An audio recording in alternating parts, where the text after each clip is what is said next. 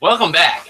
And today, you can cut all that out. All right, we're going to start over again. Gotta love the fact that we record this live, but get to actually edit the actual podcast. And what a lovely job you're doing, by the way. Excellent job at that. Putting more effort than I would probably put towards it. And I appreciate it very much. So, anyway, okay. All right, and we're back from Samurai Cop, and holy crap, I love this movie. I've seen this movie now counting at least 6 times. I love it, but I couldn't tell you a series of events, and honestly, from the sense that I don't think you could either, Owen. I think you're as lost as I am because the movie's so nonsensical. Am I right? Yep. All right.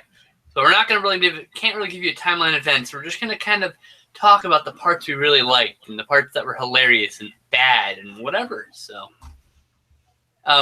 my favorite part, and a part I thought was earlier in the film, was when Samurai Cop faces off against the Nakamura character, and he's wearing a wig, obviously, and they start fighting.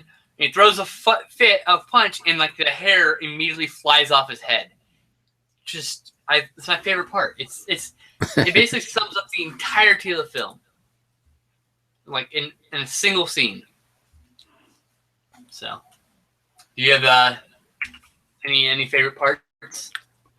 Well, I mean, I remember most of it. If you want to try to go through it, Yeah, we could. Yeah.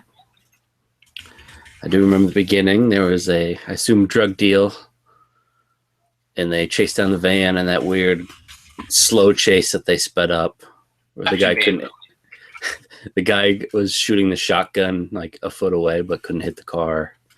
It was great. He needs to go back to henchman school. Yeah. And then they crash into a sand dune, and he bursts into flames, runs around on fire.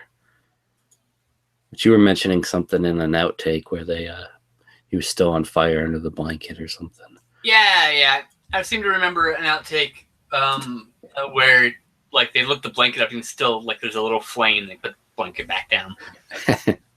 I would like to note that the van in the shots where the guy's on a full body burn is a completely different van than the van that is in the car chase. Yeah. And it was shot in a completely different day, and I believe at a different location entirely. I believe it was shot in a completely different empty lot, if I remember correctly. I told you, I love this movie, and I've done a lot of research on it. So, anyone who's watching this movie, when you go into the movie, just understand nearly every shot in the film, every scene in the film is done in one take, and that's it. They only did one take. And you're seeing it. That's the way it should be, man. Yeah, I'm not saying I'm better. In fact, I'm just as bad. You wait until you see this 24-hour movie marathon. Most of my stuff's one take, man. Because that's where the bad beauty is, man. That's the thing. People are like, "Oh, we got to make a bad movie." Like, yeah, just do everything one take. Just go for it. Just go for gold. Just do your best. Don't try to be bad. Just do your best you can. And just go for it with one take, without even trying. Just that's how you make a good bad movie. Just go for it and see if it works. We cut to the police station. We meet a little bit of my favorite character, the chief. Yeah. Oh, God, the chief. He's like, I want to see you in my office. And then randomly, they're just at the hospital because they want to get information out of the guy that's burnt. And then that really weird dialogue between the nurse and Samurai Cop, where she's like what you want to see? You like what you see? Yeah. You want to touch it? Yeah. You want to fuck it? Oh, it's so weird. And then she supposedly grabs his dick and then tells him his dick's too small. She does indeed say it's too tiny. And then the black guy comes down and goes, "Hey, what about me?" His partner. The best part about that whole scene, not even the terrible dialogue, but it was the cuts to his partner. Yeah, while this going on, cut to his partner just making weird. Just go to Giphy.com, GIPHY.com. Type in Samurai Cop. The first 5 GIFs are all of his reaction shots from this scene. It's all 5 of them. Because there are 5 cutaways to his face, just going, ooh, ooh, ooh. I'm like, oh my god, it's so bad. And the film was shot with almost no sync sound because environmental variables made it bad. So almost the entire film was shot or re-recorded audio-wise. So nothing matches anyone's face, and it all sounds bad. And probably even better than that scene is the bad guys come.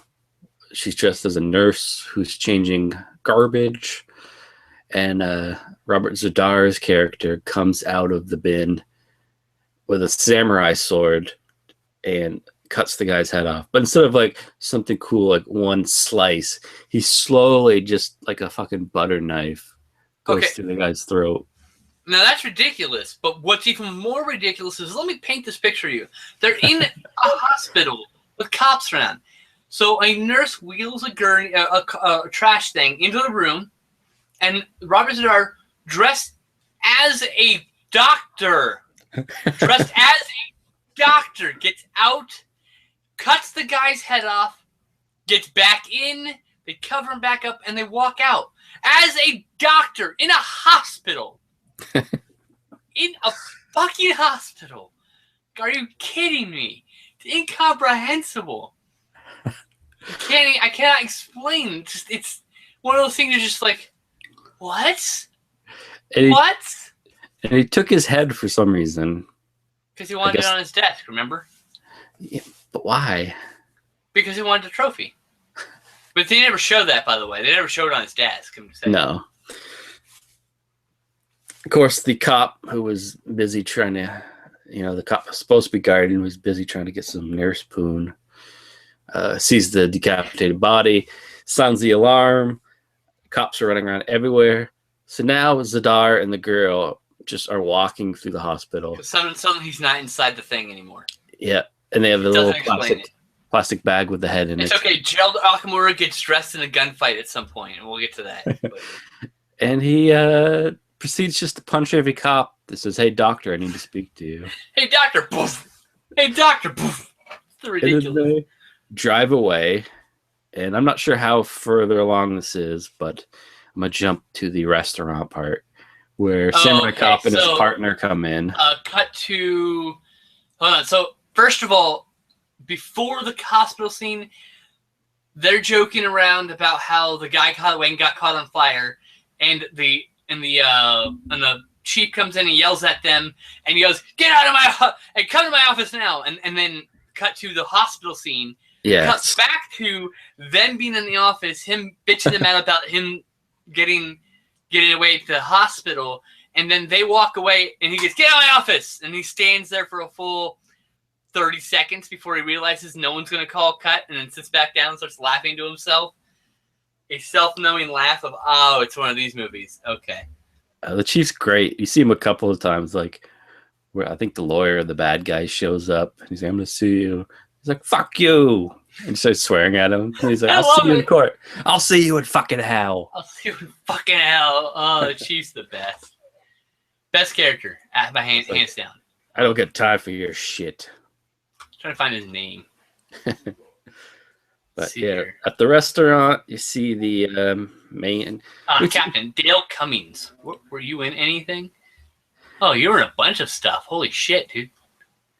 It's hard to tell who the boss is. It seems like it's the Japanese guy with the mustache. He's kind of giving a gift to some girl that apparently owns this Asian-themed restaurant.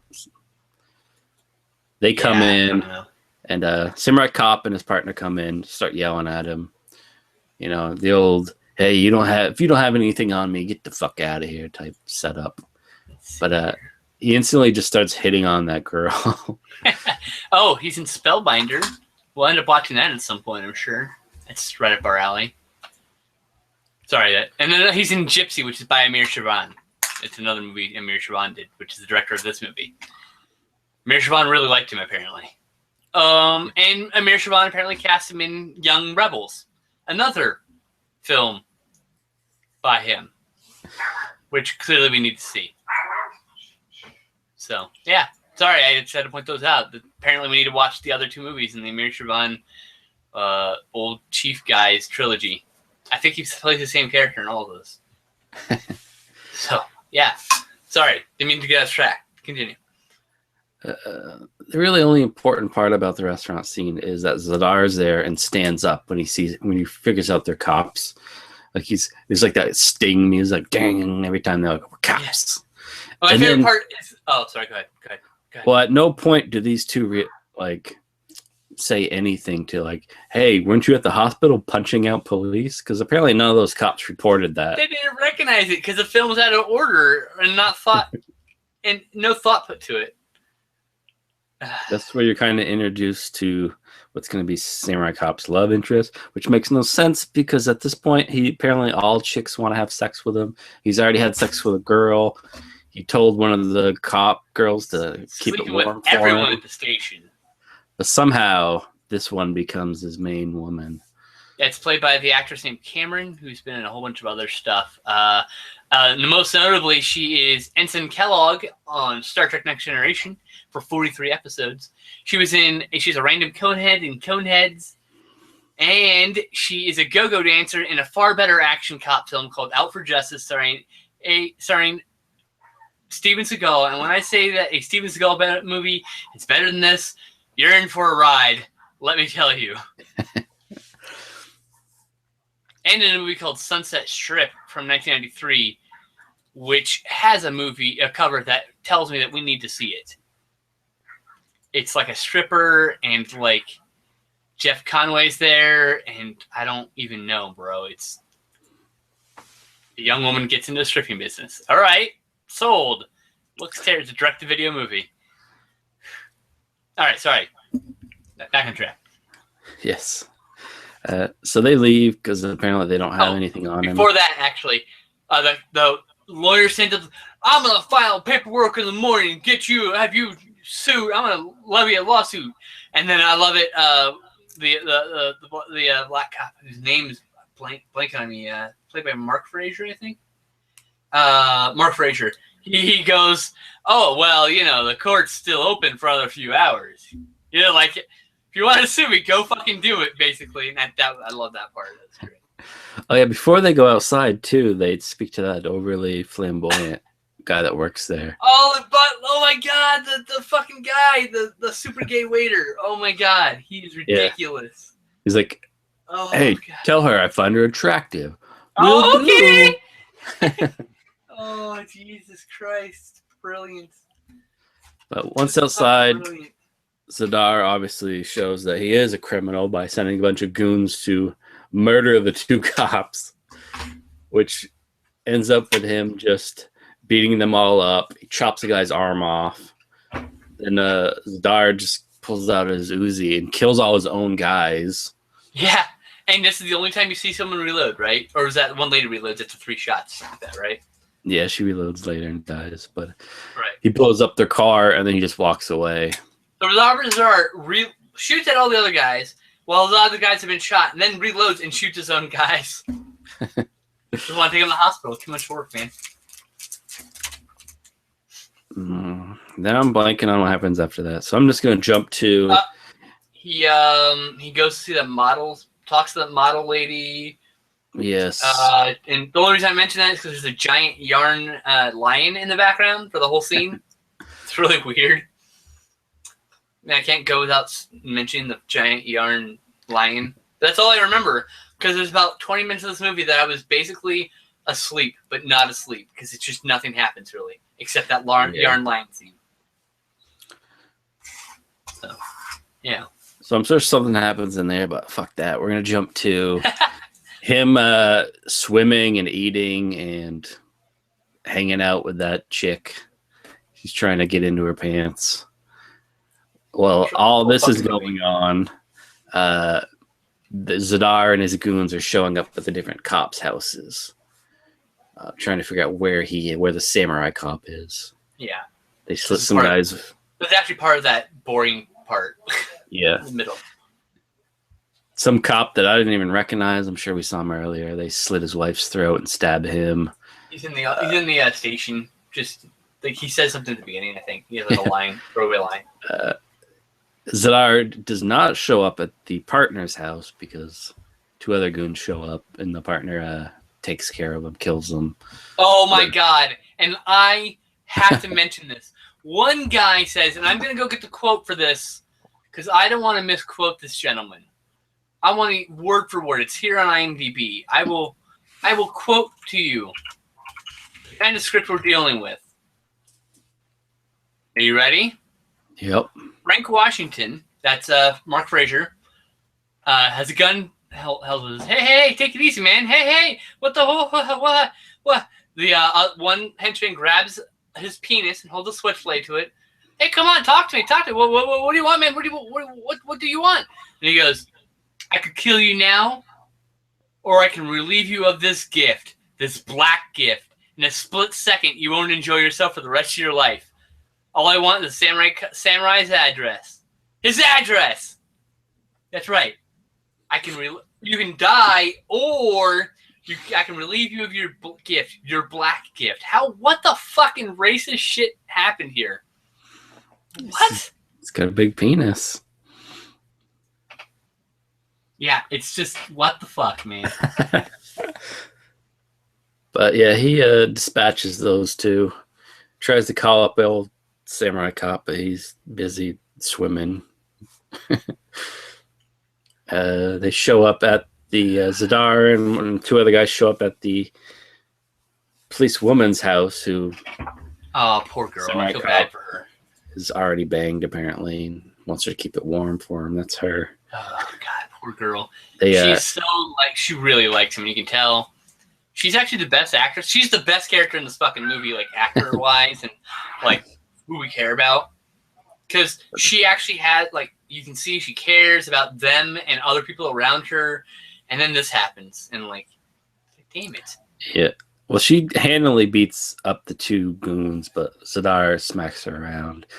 They hold her down, and he wants to know the address, samurai cop, while he's just dumping hot oil on her. Hot grease from a pan. Yeah. Yep. They did not kill her, though. It's one of the best shot sequences in the film, because you see her reaction and him pouring the grease, and that's all you need to see. But yeah, it makes me cringe a little bit because I feel bad for the character. Sure. I believe they send a goon after Samurai Cop, and he beats him up and gets the address to somebody's house. To Gerald Arkamura's house. Yep. By the way, who is a known stunt. He's very famous. He's the most famous person here. I shouldn't say fair. He's a well-known character actor. He is the most notable person in this movie. You'll know him from Big Trouble in Little China, G.I. Joe: The Rise of Cobra, The Shadow, Hot Shots Part 2, Day of the Warrior, Firepower, which we'll be watching at some point down the road, Showdown in Little Tokyo, which we're definitely going to be watching sooner rather than later. I mean, the list goes on. The guy has 58 credits as an actor. He has 10 credits as stunts. I mean, this guy, he's a character actor of extreme quality. He gets killed in a lot of movies. So yeah, Samurai Cop shows up to him. He's been fucking some chicks. He's in his underwear. A shootout starts happening, and incomprehensibly, in the middle of the shootout, in one scene, he's wearing his underwear, shooting back at Samurai Cop. The next, he's running out the back door, fully clothed. No idea. He just got dressed in the middle of a gunfight. That's the thing to do, apparently. They just pop shots at each other. He runs out of bullets, pulls out the old trick of, I thought you were a samurai. So, what are you, a man? Are you a wuss? Let's fisticuff. What are you, a man? Yeah, I am. Oh, well, fine. No. So they fight awkwardly. Gives him the old camel clutch. Apparently breaks his arm at some point. Tells his partner to handcuff him. He walks away. He pulls out the partner's gun. Samurai Cop turns around, shoots him. Boom! Another dead guy. No closer to their where they wanted to be. It's ridiculous. I missed it, but at some point they must have kidnapped the girl. They kidnapped the girl. It happened.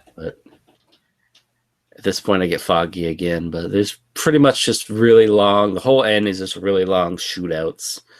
Yep, endless shootouts with no. And every time you shoot, you see someone shoot.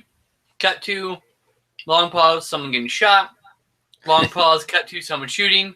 Long pause, cut to someone getting shot. It's like that, and there's no idea what the geography is. It's incomprehensible. It's as bad as a Born Identity film. I think my favorite was that one. I guess there was quite a few black dudes, but there's that one sneaking from tree to tree that weren't big enough to cover him.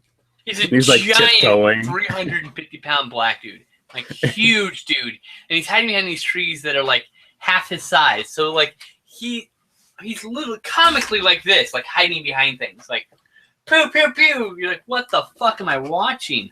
If someone hasn't, they should take that scene and add like Looney Tunes sound effects, like the little twinkle toes sound effects when he's going between the trees. Oh my god, that's brilliant. Pretty much how it was. That was, yeah. And then he gets shot going from a tree that kind of covers him to a tree that's like 2 inches wide, and he gets shot in between. Of course. And he gets shot like 3 times. The fucker does not want to go down. Oh yeah, he keeps pulling up his gun like he's gonna shoot again, and they just keep taking shots at him. But that's pretty much the whole ending there. They're just shooting random goons. They kill the main guy. Who, by the way, it looks like my old karate instructor from when I was a kid. Like, he's dead, but sorry, hey. Mr. Kawasaki. I don't mean to insult you. Speaking of the instructor, not the actor. Yeah. And it's like, but hey, there's still more. We haven't got Zadar or the girl yet, which I completely forgot about the girl. Oh, yeah, I did too. Fuck, I forgot about her again until you mentioned her. But the main bad guy actually had his, I guess you call her his girlfriend. And sure. him and his partner both put their guns down, and he shoots the African partner. And then Samurai Cop just stands there and does nothing. Doesn't even try to get his gun. It's right by his feet. Fucking incomprehensible. It's the longest pause ever. He just stands there. Like this. Like dead serious. He's saying like this. He looks over. Yep. Cut to. And then the girl kind of jumps to like stop him from shooting him. And then the partner shoots him. And I love the scene because he's like, he's not as smart as me. And Samurai Cop's like, what do you mean? Like, it's clearly he's wearing a bulletproof vest. Yeah. And like, he like hints that he's wearing a vest twice. And Samurai Cop's like, what? And then he's like, bulletproof vest. They're like, oh. Oh. Like, wow. You are stupid. A little bit. He's a little stupid, yeah. And you would think that's probably would be the end. But of course, you got Zadar and the girl we forgot about. So now they're at some other random compound shooting more random goons. For another 5 minutes. One of the guy was at least 70, and he was just shooting in random directions. Old Mickey. I don't know. I'm just going to call him Old Mickey. He just sticking around because he's been loyal to the family for so long, man. You know? The girl has an Uzi. She hasn't fired at all, I believe, if I remember right. Steps around the corner. 3 shots are fired from this Uzi. So apparently she had 3 in the clip. As she changes the clip, Samurai Cop just shoots her. Yep. Yeah. The only other time someone reloads and they get shot. Yeah. Zadar pulls up with another goon with his gun. He's got like a shotgun in one hand, pistol in the other. They blindly fire at each other, which is another scene I love because the partner goes inside a building and he shoots out and he shoots in another direction and he shoots in another direction. But there's only 2 people left, Zadar and one goon, and they're next to each other. So I don't know what he's shooting at in all these different directions because there's like, they're right there. Lack of geography, man. I'm telling you. Makes all the difference. Good old Samurai Cop falls for the same thing. Hey, aren't you a samurai? Why don't we samurai sword fight? And he's like, he just throws his gun away. But before the fight starts, they're kind of lining up to fight. And you see the one goon left sneaking over, like he's going to probably shoot Samurai Cop. And he's crouched there. And there's just this long pause of the partner just standing there with his gun up. And then the guy turns and sees him. has time to pull his gun up to shoot, and then that's when the partner shoots that guy. Like, I don't know what he was doing, but so then the partner, there's just a lot of cutaway shots of the partner reacting to them sword fighting, which is all sped up, which is hilarious. I love that. It's just like, it's so bad. And interspersed with cuts that were pickup shots, because during pickup, so they did shoots later. So the reason why he has a wig in some of the scenes, I forgot to mention, the fight with Gerald Nakamura, that's when his wig falls off. All right, so the shots where he's wearing a hat or a really obvious wig, really obvious wig, are done after the film. Principal photographer was done. None of these people had done movies before, and I guess they just realized that they forgot to film entire chunks of the script. And so they refilmed it, and unfortunately Mark Cannon, who's now I think Mark Kalidius or something, how do you say his name? Caritas. Matthew Caritas. I'm sorry if I mess up your name, sir. I don't mean to. So he had cut his hair. So he wears the stupid hat and wig, and sometimes no hat, just the wig. It's so bad. And so in the middle of the sword fight, you'll see insert shots of him like turning around. He's got this wig on. And you're like, oh, Jesus Christ. So bad. And in some shots, you see, sometimes when he's delivering dialogue, Samurai Cop, when he's delivering dialogue, he's looking at the camera in absolute disdain and disgust. It's just it's like, wow, this man is broken. He's just done with this shit. Speaking of being done with shit, we need to watch this movie on this show. The story of Ricky. Holy shit. That you'll love. Look at this. This happens. I've seen it. Oh, okay. Well, we do need to do it. I have that shirt. You have this shirt? Oh, not only do we need to do this movie, we need to both need to wear the shirt when we do this movie. Sorry. Getting sidetracked again. But yeah, they have the sword fight. Ridiculous sword fight. Zadar loses. I don't remember how. I think he broke his arm. Or like he snapped his neck, but he's still alive and he can still move. And he's not. He's pulling back on his head. You hear a crack noise. He lets go. Zadar's on the ground, and then he's looking up. So you're like, oh, maybe he's paralyzed. Nope. He grabs a fucking knife from his. Oh, sorry. First, he tells him to kill him. About to kill him. Yeah, you need to kill him. It's a samurai code, and he's about to swipe down with the samurai sword. And his partner Joe's like, "Yo, no, don't.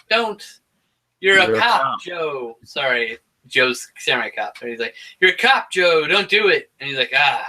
So he starts to walk away, and Zadar, who's apparently not paralyzed after all, reaches down to his boot, so he's going to move his leg and everything, so he's clearly not paralyzed, to pull a big goddamn knife. A big goddamn knife. I mean, like a Bowie knife. Yeah. Like he's going to throw this shit.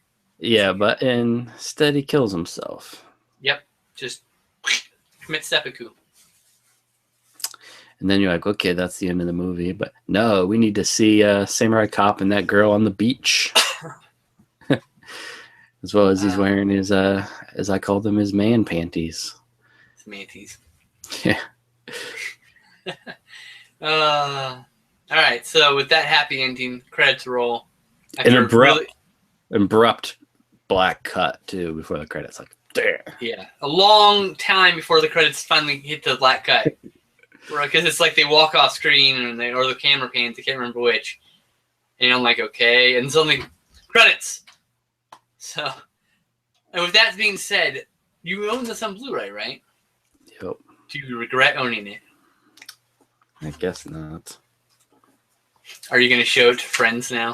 Make them watch the hilarity that is this terrible movie? Ugh, I don't know if I'm that mean. You should get a big group together. It's better that way. The dialogue in this, Jesus Christ. I know, it's so bad. And Amir Sharma has like 6 more movies, dude. That red shot where the up and his partner head off and the blonde. Wait, what? Sorry. Hold on. Start that over again. You hit a lag bubble. Oh. So start over. I was just mentioning that weird shot of the blonde cop, the blonde girl, and the old man. She just turns to him randomly and says, "You want to fuck?" Oh, yeah. What? Well, yeah, but why? What? Like, what kind of question is that? So bizarre. I don't get it, man. Yeah, so this movie, I give this 5 out of 7. It's perfect in every way. In every way conceivable, it's perfect. 5 out of 7. What do you rate it? You be honest. If you don't like it, you don't like it, man. It's all good. Maybe a 3 out of 5. Wow, yeah, that's fair. In other words, you didn't hate it because you enjoyed yourself while watching it. At least part of it. Yeah. That's good. All right, so for the next step of I'm gonna start there again. For the next segment of the Best of the Bad 2016, we're gonna watch Final Score, which I haven't seen yet, but comes highly recommended from the Gentleman's Guide to Midnight Cinema podcast. This is in fact a limited edition from OMG Entertainment from the Netherlands. They had a limited edition hard box, which I own. This is actually just the Amaray case. When we bought the hard box, they give you the slip plus the booklet and the DVD and the hard box. So I put all that together to make this for my shelf. I displayed the hard box up there, which you can't see. It's like right over here-ish up there. It's behind a lot of my videos. So yeah, it's an Indonesian film. Now, it's from the director Arizal. I don't know who this is. Never heard of them. Comes a wildly insane Indonesian action movie presented for the first time on DVD. Chris Mitchum is a decorated Vietnam War veteran. Chris Mitchum is decorated Vietnam War veteran Richard Brown. Jesus Christ, I want to say Chris Brown the second time. I'm gonna try that one last time. Maybe we'll get a clean take on this time, huh? Chris Mitchum is decorated Vietnam War veteran Richard Brown. I almost did it again. Who's relocated his family to Indonesia for a comfortable living. This peaceful fantasy is abruptly interrupted by a gang of criminals who rape and murder his wife and children. Oh God, please don't rape the children. Now he vows revenge and will stop at nothing until he gets it.